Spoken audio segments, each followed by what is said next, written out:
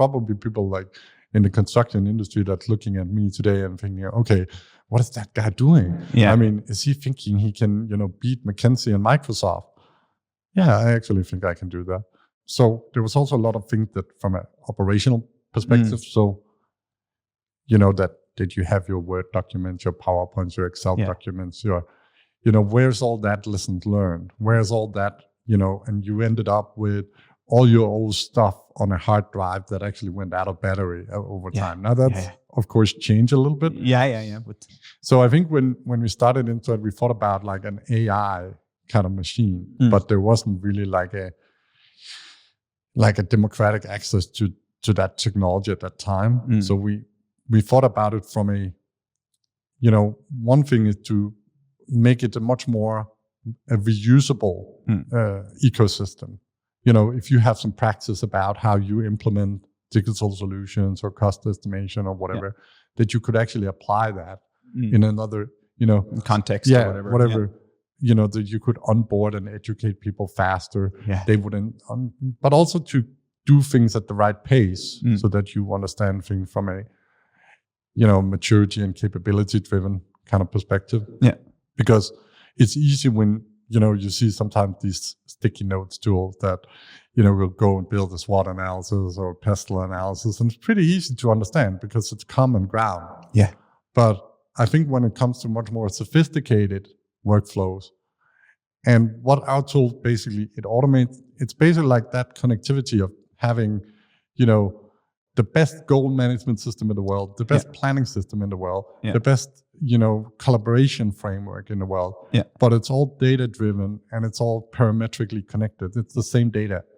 So taking your sticky notes from your workshop on your SWOT analysis, and then what actually happens to that? What's the result of that? What are the actions that need to be taken? What do people now need to do in order to be able to, reduce the risk or implement value or whatever the case may be? Exactly. And I think if you like back to the thing that we said before is that, if you're with some really senior smart people and you start, absolutely you can build this great strategy that's very simple and whatever, but it's also about lifting up the level. It's about bringing people along.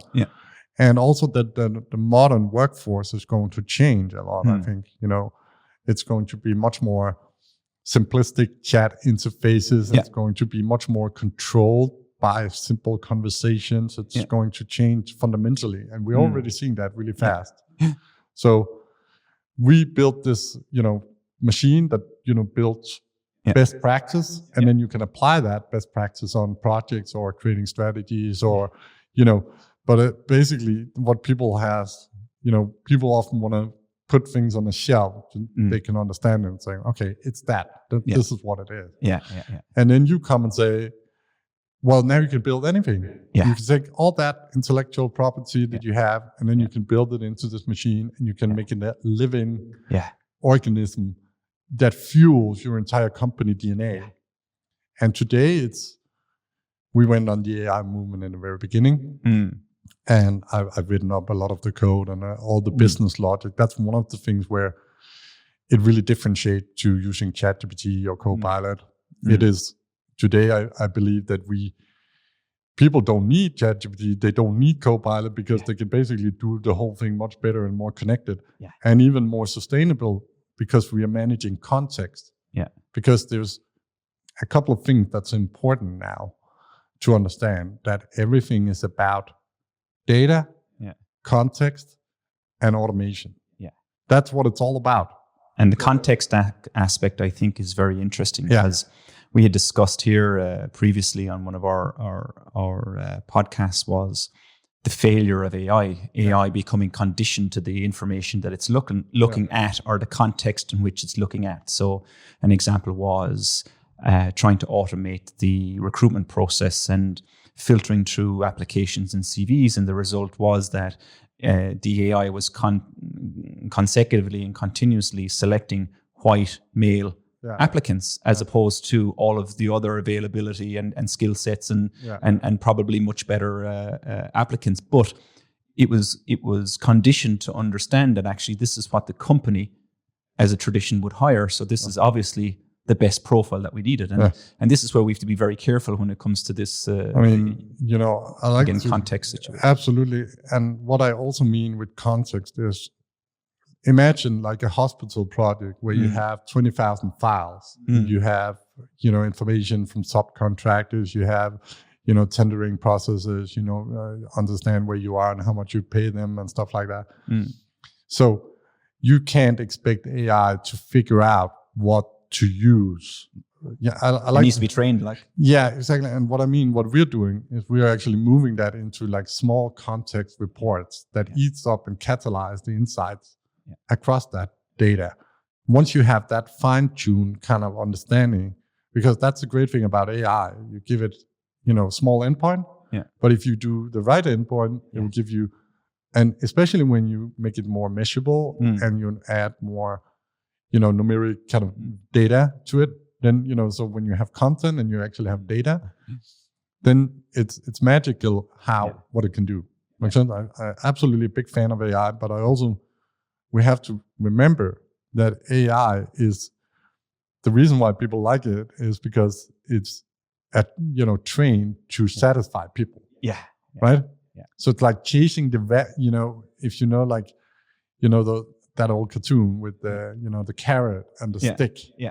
Right? That's AI. Yeah. You say, hey, I like the strategy to be more like that. And it says, suddenly, let me adjust it for you. Yeah. Right? It's giving you what you want to satisfy. It's not need. critical in that sense. So this is why, unless it's very obvious or data driven that what you're doing is wrong. Yeah. So to have the right input context is what matters.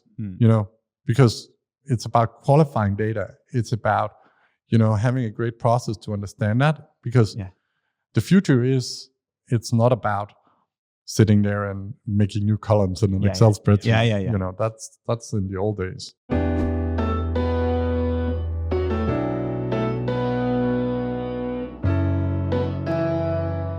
We've been chatting to one of your colleagues about how do we apply, Instrat 360 to our business decision making. For example, we developed a 2030 strategy there for Cosmos last year. It was a very kind of team-orientated strategy development. It's part of our culture in our organization. We like to get everybody involved in the decision making about where the future is for them. But then I was talking to your colleague and I was thinking to myself, going, yeah, but is it maybe too subjective then, based on our own expectation of the future as individuals, rather than it being data driven and understanding actually where the market is going from a data perspective, rather than Ross looking at the market thinking, it's going to be this direction, that's the direction we should go in. I thought to myself, I would really like to test Instrat 360 to see, okay, let's load all Cosmos information into Instrat. Let's ask it to develop a 2030 strategy. Let's load the 2030 strategy that we do have into it and see how it reflects against each other within the industry. And one of the conversations we're having was, while Instrat is looking at the information you've uploaded, it has the possibility to also look at the Internet of Things, to drag information from the internet to say, well, actually, what's happening in construction within Denmark, for example, over the last number of years has been kind of like this. And our workshop strategy with our teammates is actually going this way. And we're going, hang on a second, something's wrong there. We need to look at that. So we were hoping to try and test that Instrat to see I wonder how far away we are from our own kind of human developed strategy to a complete and utter result from data.